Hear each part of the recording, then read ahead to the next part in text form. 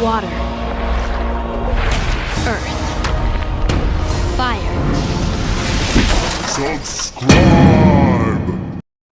Brickology! Hey everybody, Thomas here. So you're probably wondering, dude, why are you putting the Endcard video at the beginning of this video?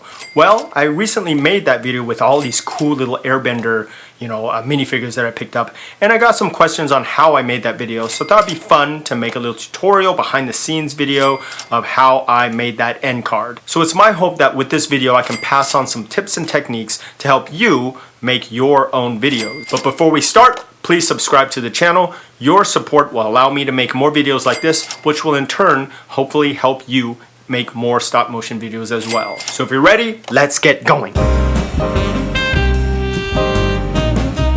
And here we are with the Last Airbender minifigures. I only need some of these guys, so you're gone and you're gone. That's all I need. And the next thing I did was I went to my iPad and I found this cool red background.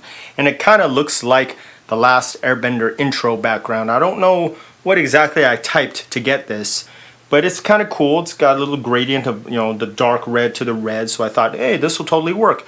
And guess what?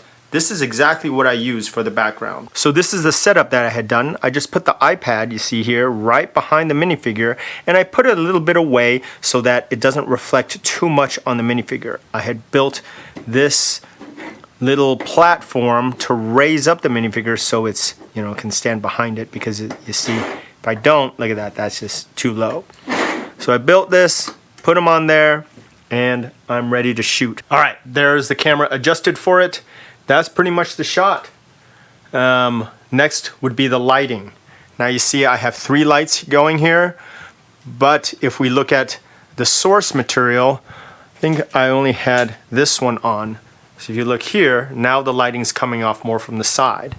And another thing I did was I turned off this light. So now when you look at it, now it's really coming heavily towards one side. And this is how I did the boulder. I used this piece as the boulder. Put it here, and then I used one of the best tools that I have, this little tweezer. So here, and then all I did was grab it, and I just moved it away, because these tweezers, they can get a little piece like that, and I just pulled it away as I took pictures, and I made sure my hand was never in the frame. So I didn't build a rig, I didn't do anything or any masking. I just pulled this away. And here we go. This, I used some tacky putty to get it at this angle. And this next shot here, I'm holding it with the tweezers. You can probably see the shadow of the tweezer right there. And it's flying off. All I had to make sure was it lined up, kind of lined up with this shot here. And boom, it's gone. And I did the same thing with Katara. I have one of these little power blast things. So the first shot is her shooting it. The next shot, I had the tweezers holding onto this and just pulling it to the edge of the screen, and you don't ever see the tweezers. So there's the power thing. So this frame right here, I'm holding it with the tweezers.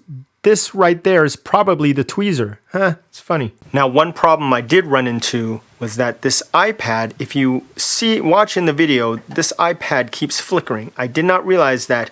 I don't know if it's because this iPad, the energy isn't consistent, so sometimes it's brighter, sometimes it's not. But this gave me more of a problem than anything. I had to turn the brightness up, I had to darken it just to try to match what was going on in the background. Maybe this would be a good example of, okay, green screen could have been better, but I just wanted to, use this and see how it went. And now we're in Final Cut Pro. I've got all the clips down here. I've got the audio down here as well. You can hear me scrub through it. Turn the volume up. And all I did was I adjusted the color. So this is what it looks like with the color adjustment. And there you go. That's what it originally looked like. So that to that. I want to brighten it up a bit, increase the saturation. But you can still see that light flicker from the iPad. That's frustrating. One thing I did do here with the computer effect, Zuko had so much light flicker that I added this one flash effect just to try to get rid of it and look like flames. You know, it made the flame look a little bit, you know, cooler, I guess. So this is what it looks like without the flashing. See all that light flicker right there? And this is what it looks like with the effect. So I decided to use that because I just did not like how this one turned out. All right, so until next time, make sure you Subscribe. Subscribe. Subscribe.